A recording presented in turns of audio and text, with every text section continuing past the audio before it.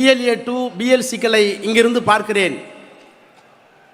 என்னுடைய நினைவுக்கு வருவது சில மாதங்களுக்கு முன்னால் இந்தியாவினுடைய எதிர்க்கட்சி தலைவர், நாடாளுமன்றத்தினுடைய எதிர்க்கட்சி தலைவர் பீகார் தேர்தலுக்கு சென்றார்.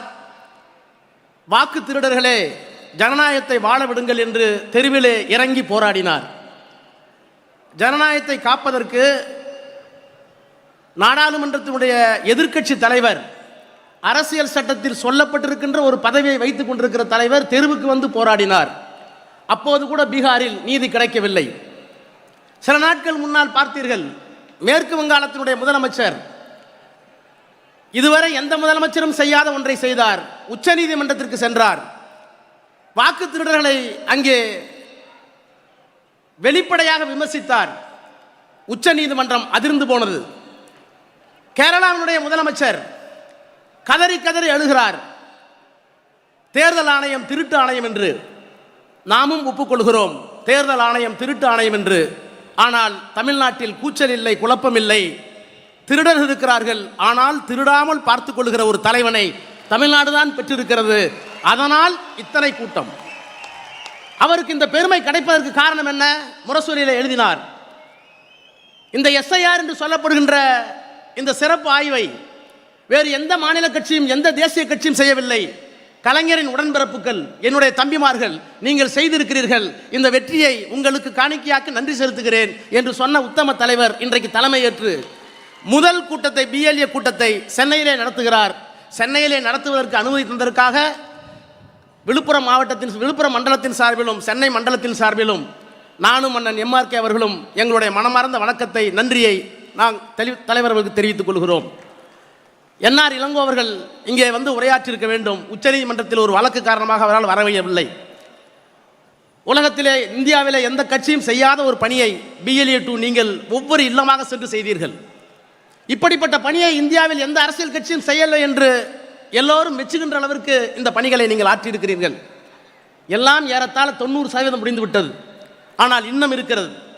26.5 லட்சம் பேர் இறந்து போனதாக தேர்தல் ஆணையம் தமிழ்நாட்டில் சொல்கிறது. 3,50,000 பேர் இரட்டை பதிவு, டபுள் என்ட்ரி என்று சொல்லுகிறது. 66.5 லட்சம் பேர் இடம்பெயர்ந்தல் என்று சொல்லுகிறது.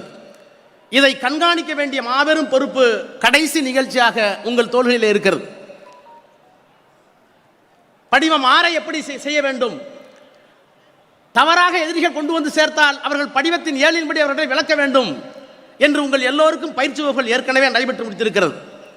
இது இல்லாமல் நோ மேப்பிங் என்று சொல்லப்படுபவர்கள், பெயர் மாற்றம், இனிஷியல் மாற்றம், ஸ்பெல்லிங் மாற்றம், இவைகளுக்காக 50 லட்சம் பேரை குறித்திருக்கிறார்கள்.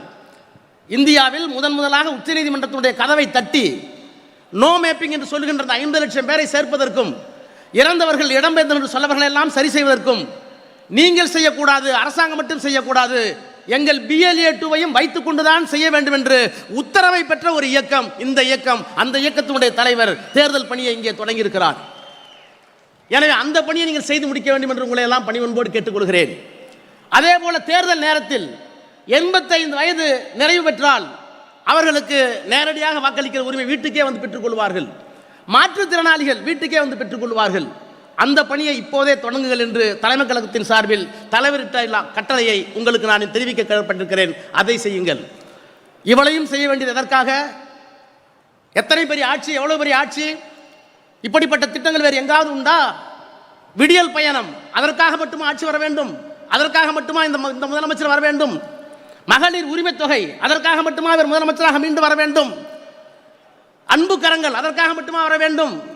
கலைஞர் வீட்டு வசதி திட்டம், அதற்காக மட்டுமா வர வேண்டும்? எண்ணற்ற பிற்படுத்தப்பட்ட மாணவர்களுக்கு உச்சநீதிமன்றத்தினுடைய கதவை தட்டி தமிழ்நாட்டுக்கு மட்டுமல்ல உத்தரப்பிரதேசம் வரை மருத்துவக் கல்லூரிகளில் 20% இடஒதுக்கீட்டை பெற்று வருடத்திற்கு 4000 மருத்துவ மாணவர்களை, தாழ்த்தப்பட்டவர்களை, பிற்படுத்தப்பட்டவர்களை படிப்பதற்கு வழிவகை செய்தார். அதற்காக மட்டுமா அவர் மீண்டும் வர வேண்டும்? இல்லை.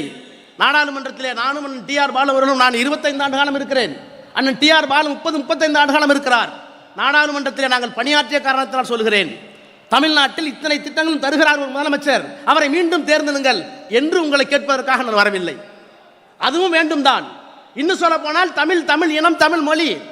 கலைஞர் சொன்னாரே முதலாக கவிதை ஏறி, யாப்பின்றி போனாலும் போகட்டும் என் கவிதை, நம் நாடு மொழி மான உணர்வெல்லாம் காப்பின்றி போதல் கூடாது என்னும் கொள்கை என்றால், வாய்ப்பின்றி போனாலும் செய்யுள் கற்க நெஞ்சில் ஊறுகின உணர்ச்சிகளை வரிகளாக்கி கொள்கை மாறுகின்ற கோடரிகள் உணர்வதற்கு தமிழ் தந்தை என்று சொன்னாரே, அந்த தமிழை கீழடியாகட்டும் பொருணையாகட்டும் மீட்டு தந்திருக்கிறாரே இந்த முதலமைச்சர், அதற்காக அவர் மீண்டும் தொடர வேண்டும் சொல்கிறோமா? வேண்டும்.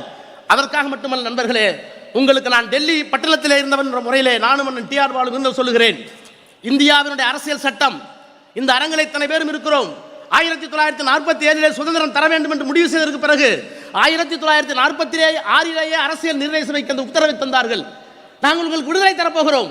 பீரங்கி முனையிலே பிரிட்டிஷ் ஆட்சி இருந்தது, ஆனால் நீங்கள் எப்படி ஆளப்போகிறீர்கள், உங்கள் அரசியல் சட்டம் என்ன என்று கேட்ட நேரத்தில் பண்டித ஜவஹர்லால் நேருவும் அம்பேத்கரும் வல்லபாய் பட்டேலும் ஏன் எதிர்த்தரப்பிலே இருந்த பிரசாந்த் முகர்ஜியும் எல்லோரும் சேர்ந்து எழுதிய அரசியல் சட்டத்தில் தான் எத்தனை மதங்கள், எத்தனை சாதிகள், எத்தனை மொழிகள், எத்தனை பழக்க வழக்கம், எத்தனை பண்பாடு, எத்தனை உடை, இத்தனை வேற்றுமைகளையும் ஒற்றுமையாக வைத்து நாம் எப்படி நம்மை ஆண்டு கொள்ளப் போகிறோம் என்பதற்காக உருவாக்கப்பட்ட அரசியல் சட்டம். அந்த அரசியல் சட்டத்தில் தாழ்த்தப்பட்டவருக்கு உரிமை இருக்கிறது, பிற்படுத்தப்பட்டவருக்கு உரிமை இருக்கிறது, மொழி சிறுபான்மை மக்களுக்கு உரிமை இருக்கிறது, மகளிருக்கு உரிமை இருக்கிறது.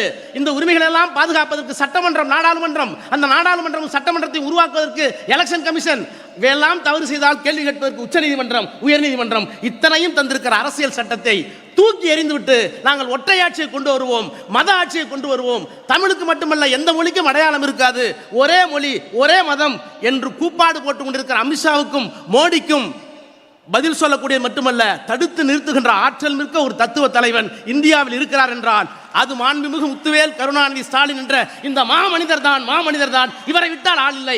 அதனால் ஸ்டாலின் தொடரட்டும், தமிழ்நாடு வெல்லட்டும். ஸ்டாலின் தொடரட்டும், தமிழ்நாடு வெல்லட்டும். ஸ்டாலின் தொடரட்டும், தமிழ்நாடு வெல்லட்டும். நன்றி, வணக்கம்.